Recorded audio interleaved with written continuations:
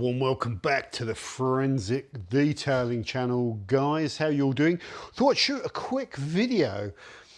The title was going to be something like, what, four years, maybe even longer, of using IK sprayers and foamers and triggers and all these different IK products.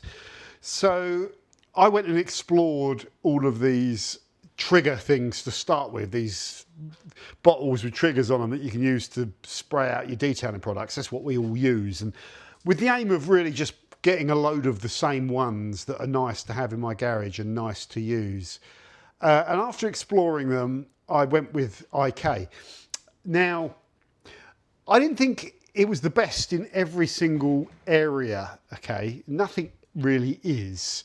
They were about $8.95 back in the day, and I think when you go to fill these up and you haven't got the trigger in there, you're holding them, you often grab them like this and then they fly out your hand because you need to grab them down here, and you get the hang of that after a while. But I criticise the fact that this tapered thing creates a sort of slip point all the way up until the weight of the bottle is kind of sitting in your thumb, and these triggers start to hurt your thumb here, especially with the litre of full chemical in them.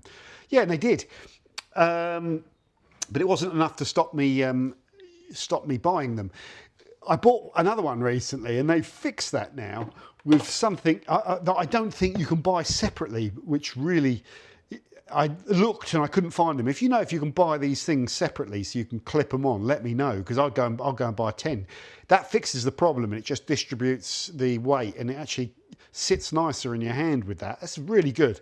Really good as well that a brand, a manufacturer, improve their products like that. I like that. Although it did. There was a part of me that just was like, I've just spent 300 quid on all these products, and now they've just fixed the problem. But anyway, I'm not that bothered. If I was that bothered, I'd have tried to sort that out and get them. So there was two things that I could criticise, but there was lots of things with these basic sprayers, whatever they're called. Is this called an IK trigger or whatever? That I thought were really good. I just thought, first of all, the flask was really robust, and it is, and these are still going. I thought the stock triggers, which are compass triggers, were okay. Not the most robust in terms of the feel. There's a little bit of play in them. You can see what I mean about these triggers. There are better ones on the market than these, but they haven't broken, and they have been used, some of them a lot more than others. And overall, after now using them for a fair few years, I am pretty satisfied with my purchase, and that's the purpose of doing this video.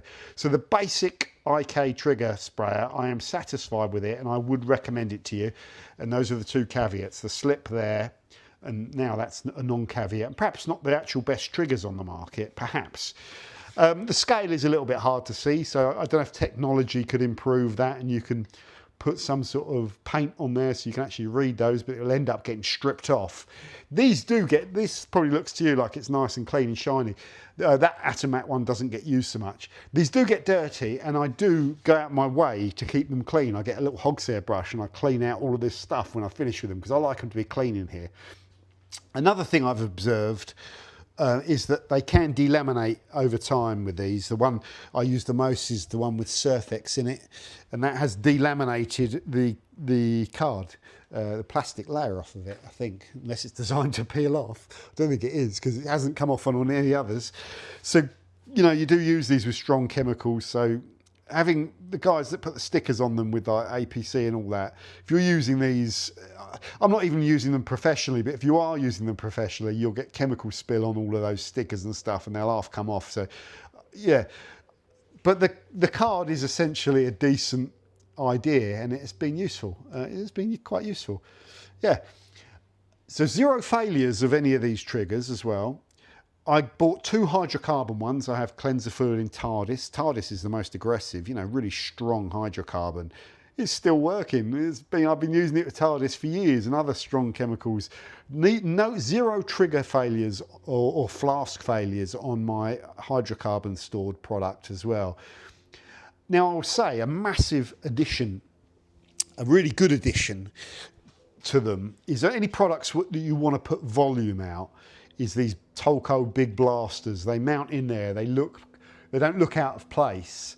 And the amount of chemical you can put out with these you get all 4 fingers on there, designed to be held, and ergonomically better. But it puts out, look at the size of the chamber, puts out so much chemical that add-on is elite.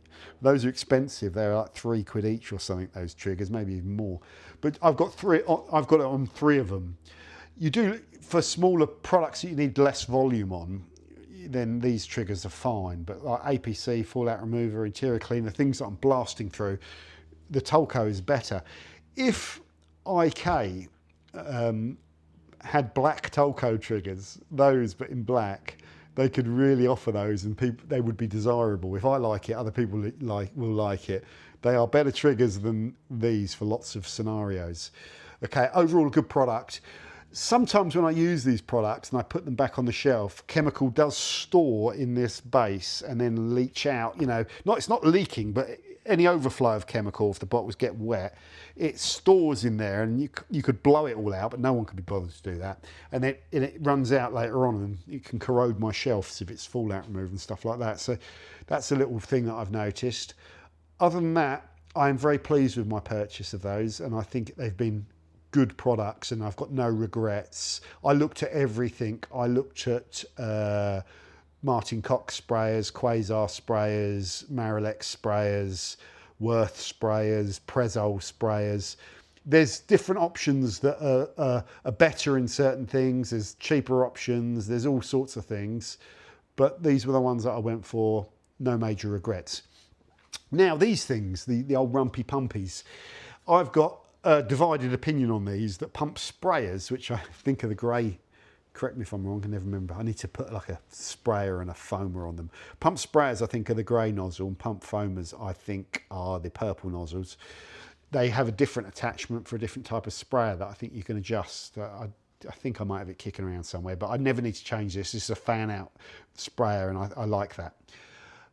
I think the pump sprayer is a very handy tool, a very handy product, and I don't have much to say about it. I like it, and I would just use pump sprayers. Pump foamers for me, you've heard me moan about it. I don't think they're useless.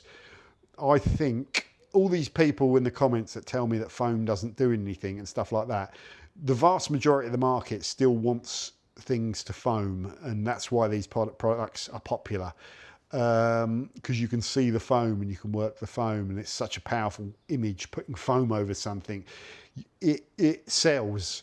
But these products are more problematic. They're more, so that when you pump this up and then you pull the trigger, you're releasing pressure out of this canister. The moment you do that, it's optimal. You've got the most pressure. As soon as you start losing liquid and losing pressure out there, the performance of the spraying tails off. As the filters pick up contamination and material, surfactants and maybe minerals in the water, the filters deteriorate, and you need to maintain optimal performance. You need to swap the filters out. I've never swapped the filters out on these because it just doesn't really matter. They always work. These, after like a month of using, I find they benefit from a filter swap, and I can't be bothered to do that.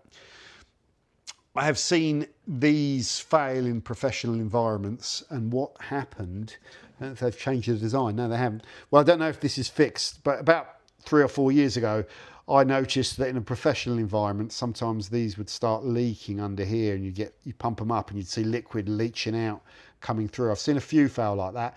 I haven't experienced any failures though. You can also shear these off if you drop them. I've seen that happen as well. I tried to fix one and gave up. I think the guys at the studio broke one. I tried to fix it, couldn't. So other than that, other than the seal failure and a sheared off thing, I think generally speaking, these are pretty robust and pretty reliable. They got some nice features. They look great. They deserve to do well in the market because I think they're specialists. From what I can gather, IK are specialists in these, and I appreciate anyone who's a specialist, anyone who goes and engineers and makes something different that's not on the market. That gets my interest up, and I have no regrets with this. I think generally pretty solid product. Could always be improved. But it wouldn't stop me when these break or whatever. I can go and replace these compass triggers. I would like nicer triggers. If they all had black Tolcos or something, it could be a bit better, but it doesn't stop me. They're good enough. Good product. I think generally well respected as well, and generally okay. So let me know your opinion. They do their old big pump ones. They're okay, but it's the prices that put me off. It may be desirable for me to have like Surfex mixed out in a big pump sprayer, but it needs to be mixed out with DI water. And the reason for mixing out in a big pump sprayer that I can pump up on the deck is you can put them on wands and you can get them into the arches. You can even get them into the undercarriage, and you haven't got to keep constantly filling up. You know, you'll go through these chemicals quite quickly. So the bigger you have, the less you've got to fill up. So maybe if you're a professional, a big one might be handy, but the price is a bit of a problem on those. I think the prices are okay. I feel that, I don't know what these are now, but if they're more than £8.95, I feel that's okay really. A pint of lager's £7. Nothing's cheap nowadays. They're not. You can go cheap and you can keep your bottles, you know, you can keep your bottles from your detailing companies and just keep them and use those. But then you have all these different bottles on your shelf. I think for me, it's really nice to have all of this like this. And I'm grateful for this company to exist because it means my garage is a little bit better because of them. So the criticism is there because it does drive improvement. It's interesting, isn't it? Because it was a few months after we talked about these in the best trigger spray and the hurt in the hand that this come out. And it's probably not just me that's talking about that. I'm sure there's other people that mentioned it, but it's the fact that the brand go and fix it. That to me tells me that the ultimate thing is that when you find something as a reviewer that you think could be improved, and a brand, they don't have to agree. They could have left them as is. It wouldn't have bothered me. And it might have not, like I say, it might not have been my video they saw doing that. Probably wasn't. There's millions of videos out there on these. The fact that at some point they've spotted that and improved it tells me that this brand care about having good products. If it stayed the same, then it means they didn't care, because it was fair criticism actually. I used to get a little red mark in there, especially when I was using a litre of them because of that weight. I can even feel it now. So yeah, thanks for watching guys, and do not forget to subscribe. Doug.